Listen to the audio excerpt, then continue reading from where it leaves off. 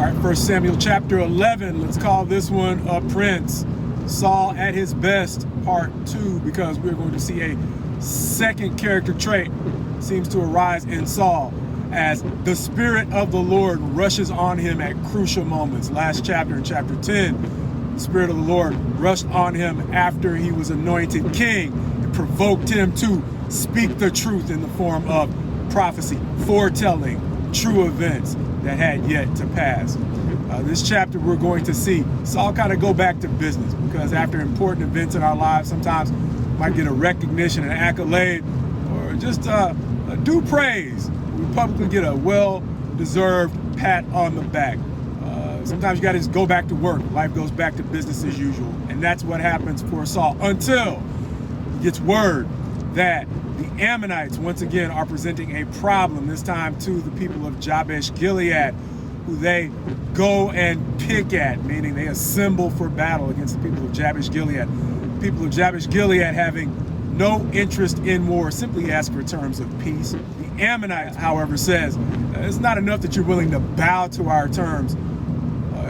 You need to let us embarrass you. And they basically say it in a much more harsh terms. Unless you let us gouge out your eyes and publicly shame you, there will be no peace in this situation. Well, Saul gets word of it, understanding that God has specifically appointed him to help deliver the people of Israel out of the hands of those who would oppress them. The Spirit of God rushes on him again, and this time he is enraged. And rage gets a bad rap. But there is a such thing as righteous indignation, and that is probably a great way to describe what happens to Saul here, because when he hears the way that the people of Jabesh Gilead are essentially being intimidated by the Ammonites, he gets angry enough that he says it's not just a matter of me getting mad. Everybody in Israel is going to respond to this one if I'm king. And so everybody in Israel essentially does show up.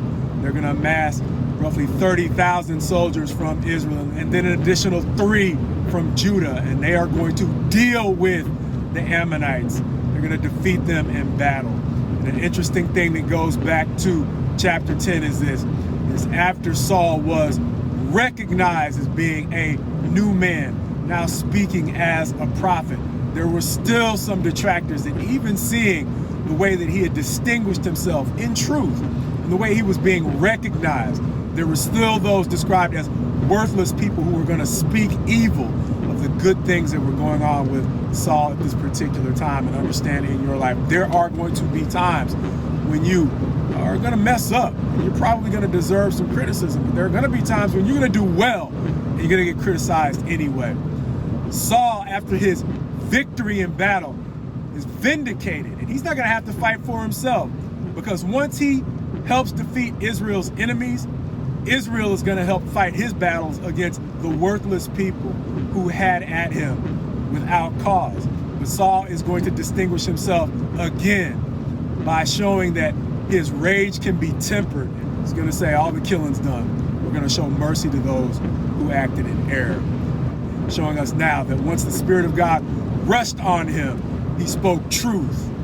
Beyond speaking truth, he was enraged at injustice. And finally, he was able to put his rage in the proper context and show mercy when mercy was due. Understanding that in our own lives, if we're looking at signs that God is actually working in us, it may likewise be shown in these 3 areas, which is why we often say, God's best to you as you go forward in him. God willing, being careful to understand the signs of the times in which the Spirit of God is actually at work in his people, so that you too can understand the times in which the Spirit of God may be actually working in